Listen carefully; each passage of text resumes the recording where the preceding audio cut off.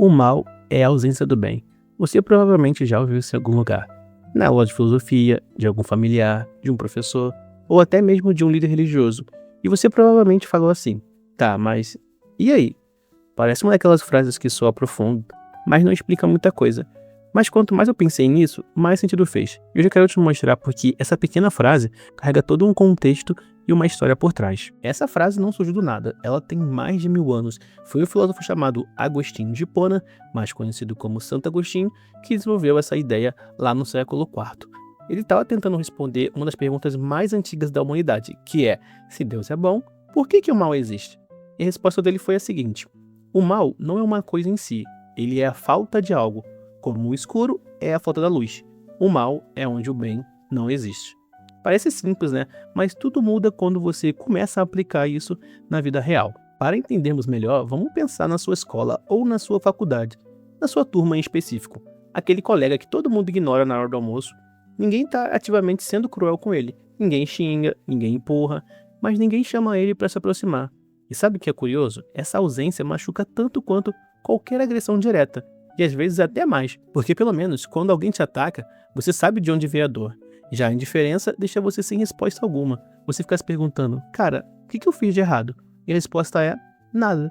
As pessoas simplesmente não estavam lá. Nas redes sociais, então, isso é ainda mais nítido. Você já viu alguma situação injusta no feed e ficou rolando pra baixo? Eu já. Não é a maldade, é uma certa comodidade. Porém, o resultado prático é o mesmo. Tem um filme que ilustra isso muito bem. O nome é Ideias que Chocaram o Mundo. Nele, uma filósofa alemã criou um termo depois de cobrir o julgamento de um nazista. Ela esperava encontrar um monstro, mas encontrou um homem comum, burocrático, que dizia que estava apenas cumprindo ordens. Ela chamou isso de a banalidade do mal, que é a ideia de que as maiores atrocidades da história do mundo não foram cometidas por monstros ou algum tipo de demônio. Foram cometidas por pessoas que simplesmente pararam de pensar, de sentir e se importar. Isso aparece em filmes e séries também. Em Breaking Bad, o Walter White não acorda um dia decidido a ser um vilão. Ele vai fazendo pequenas escolhas, pequenas ausências de consciência, até que um dia ele olha para o espelho e não reconhece mais quem está lá. Em The Last of Us, as pessoas mais assustadoras não são os infectados, são os sobreviventes que perderam a humanidade pelo caminho. A ficção está o tempo todo nos mostrando isso. O mal raramente tem cara de monstro, ele tem cara de alguém que foi deixando de se importar aos poucos. E aí vem a parte que eu não consigo ignorar. Se o mal é a ausência do bem, onde eu estou sendo ausente? Não estou falando de ser uma pessoa horrível, mas tem aquela pessoa que você parou de responder sem motivo real, aquela situação injusta que você viu e ficou quieto, aquele momento que você podia ter dito alguma coisa gentil e não quis se incomodar. A gente não precisa fazer o mal para contribuir com ele.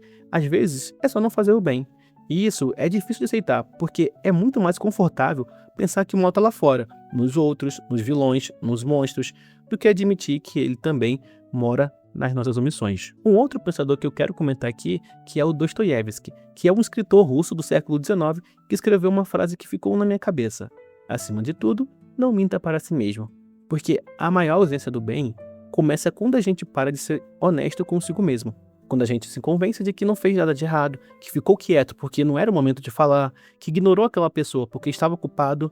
Então, a filosofia estoica, ela também fala sobre isso. Aliás, Marco Aurélio escrevia para si mesmo todos os dias, não como uma forma para postar, não para impressionar ninguém, para se lembrar de quem ele queria ser. Porque ser uma pessoa boa não é um destino que você atinge, é uma escolha que você faz ou deixa de fazer. Então, quando você ouvir que o mal é a ausência do bem, pense um pouco nas suas atitudes.